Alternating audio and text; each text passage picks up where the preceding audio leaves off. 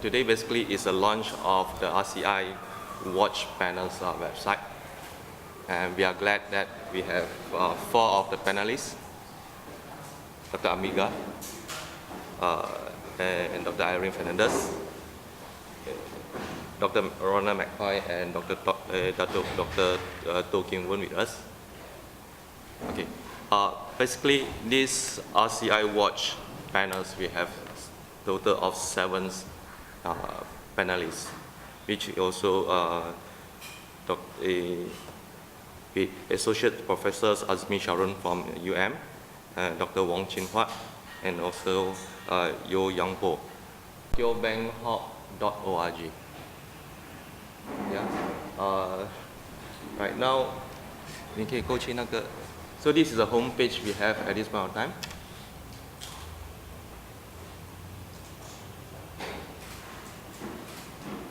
I will keep update about all the progress and also the command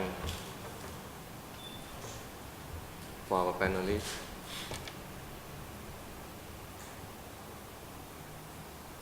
I agreed to be on this watch panel because for me, what is really fundamental is life.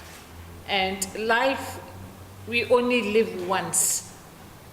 And therefore, that life must be protected, it must be respected, and it must be valued at all times.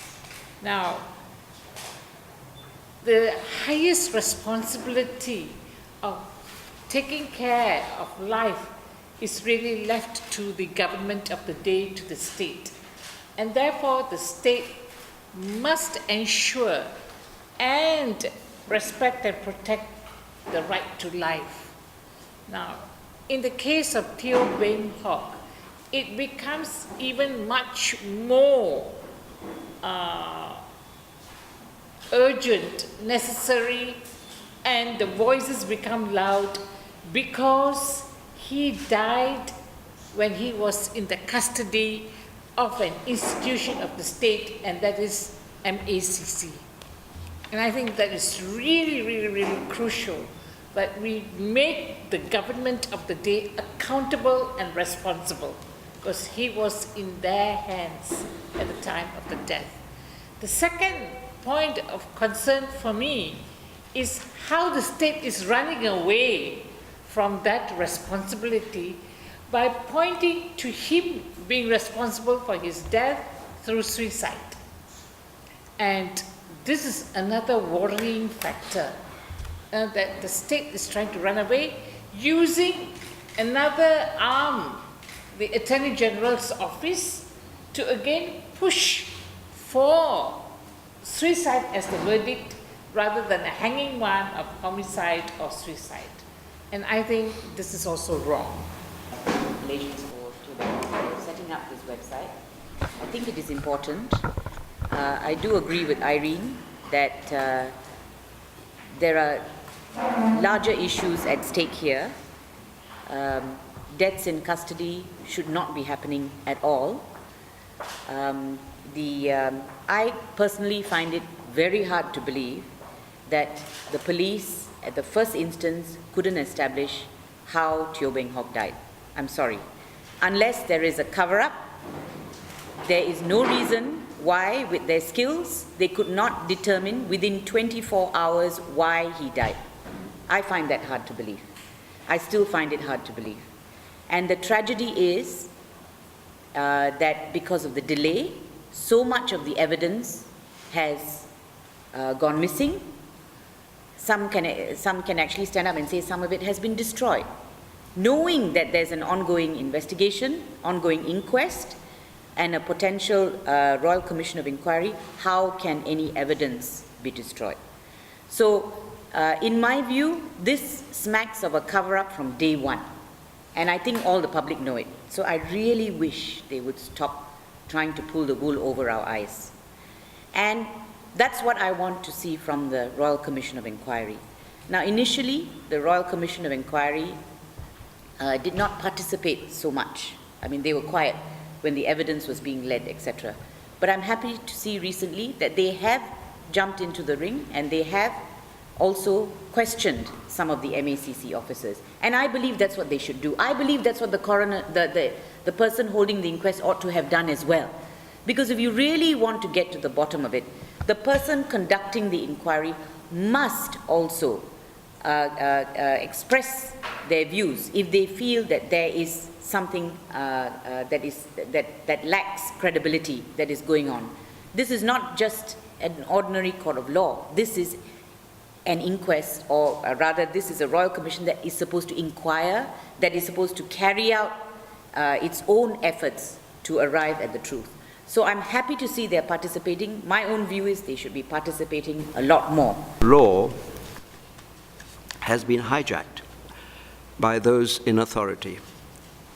And when I talk about the rule of law, I would always like to qualify it should be the rule of just law. And there are several laws in this country which are not just. And one example, of course, is the Internal Security Act. We have a law which allows the government to detain anybody on suspicions and without charge, and to be detained for at least 2 years without a trial. So that's the absence of some just laws in this country. We have had several cases of custodial deaths. You probably remember the case of Coogan. And now we have Teoh being questioned by the MACC. Here is a young man, a fit, healthy young man, engaged to be married in the following week, taken in by the MACC, questioned about the activities of his immediate boss, and he does not come out alive. Point made by Ambika again, it was very clear. We are kept in the dark most of the time about what's happening in the Royal Commission of Inquiry. The reports in the papers are very sketchy, and I think the government and the Commission owes it to the people of Malaysia to make such information available in verbatim. This country does not have transparency. This country does not have accountability of its government and its judiciary. Thank you. Begin by joining my fellow panelists in complimenting the efforts taken by the people who initiated Malaysians for Beng Hok movement for this morning's effort, that is the launch of the website. Earlier they had launched several other activities. We all agree that this initiative is needed and is important because in the case of Teoh Beng Hok, and like in many other cases, there are many aspects, not just only the legal aspect, but the aspect of social justice and the political aspect. And because of the fact, as Dr. Ronald McCoy had earlier pointed out, the institutions of the state, be it MACC, be it the Election Commission, the police, the bureaucracy, the judiciary, and so forth, lack credibility and do not inspire confidence in the public. It is often important for the public, for civil society to set up bodies to check, to monitor, and to demand for greater accountability and for greater justice. UMNO Malaysia!